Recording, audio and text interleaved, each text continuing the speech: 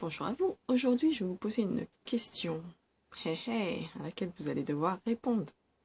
Drôle. Avec un R. Donc, quel genre de personne étiez-vous lorsque vous étiez petit? Pourquoi est-ce que je vous pose la question?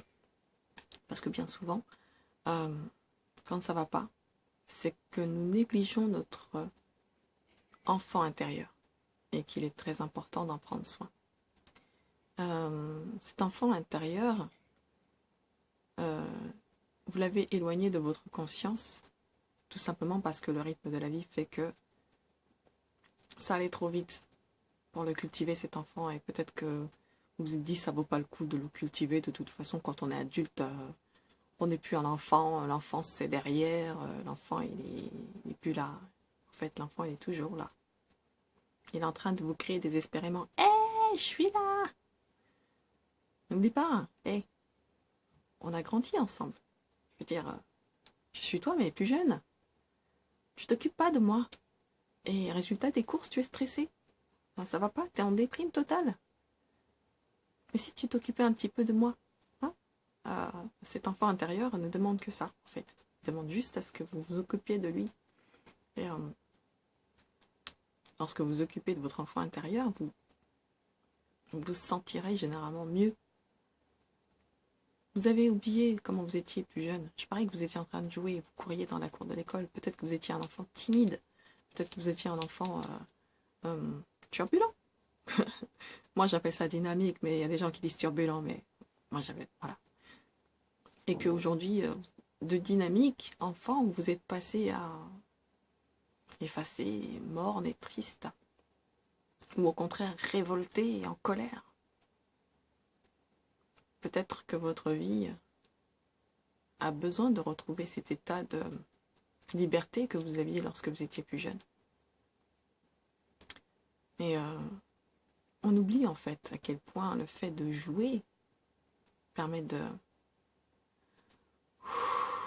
déstresser, d'être connecté à l'instant présent et ne plus être dans le stress quotidien, dans le stress du travail, dans le stress de ça va pas dans la famille, dans le stress de je me suis embrouillée avec un tel bidule machin.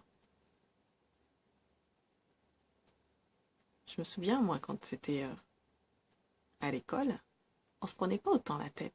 Hey, tu vas être mon copain? Ouais. Et voilà, en fait, c'était fait, quoi. Il suffisait juste de le dire. Aujourd'hui, en tant qu'adulte, c'est un peu plus compliqué. Euh, les gens, ils vous demandent de montrer patte blanche. Un peu difficile quand on est noir.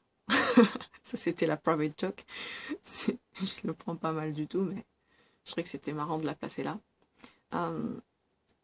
Quoique, hein, je suis noire d'un côté, mais voilà.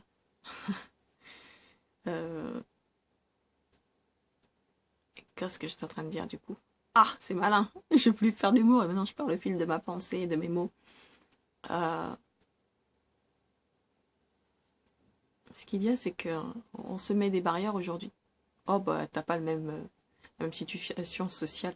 T'as pas la même situation sociale que moi, bien nous n'avons pas les mêmes valeurs.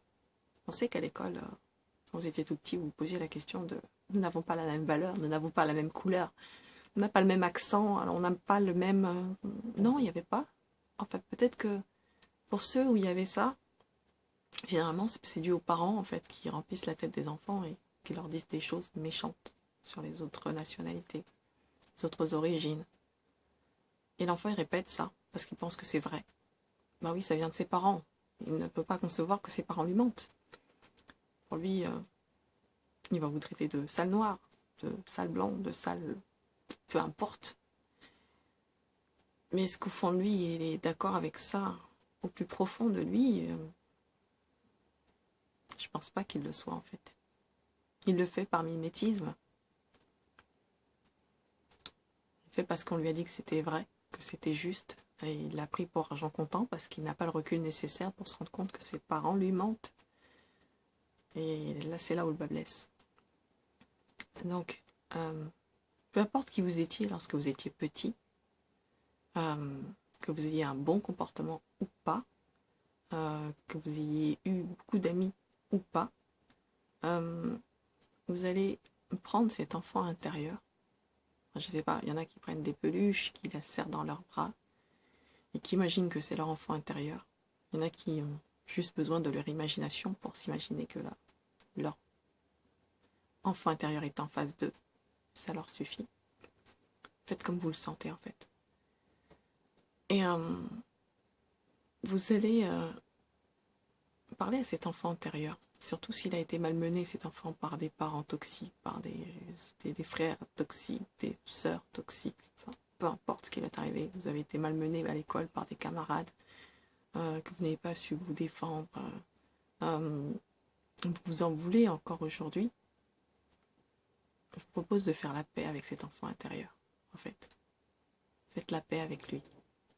Envoyez-lui tout plein d'amour. Prenez en considération sa tristesse, sa colère, toutes ses émotions, qu'elles soient bonnes ou mauvaises. Prenez-les en compte. Et surtout, ce que vous allez faire après coup, c'est de lui envoyer tout plein d'amour. Voilà. Vous allez lui envoyer tout ce qui vous a manqué plus jeune, que vous auriez aimé trouver, peut-être que vous n'avez pas trouvé, et qui fait qu'aujourd'hui vous êtes aigri, que vous êtes en colère contre le monde entier, ou juste contre votre famille, contre votre conjoint, peu importe la personne qui vous en voulez. Vous allez envoyer à cet enfant plein d'amour, en fait. Cet amour que vous auriez dû recevoir plus jeune. Vous allez lui apporter l'attention qu'il mérite à cet enfant.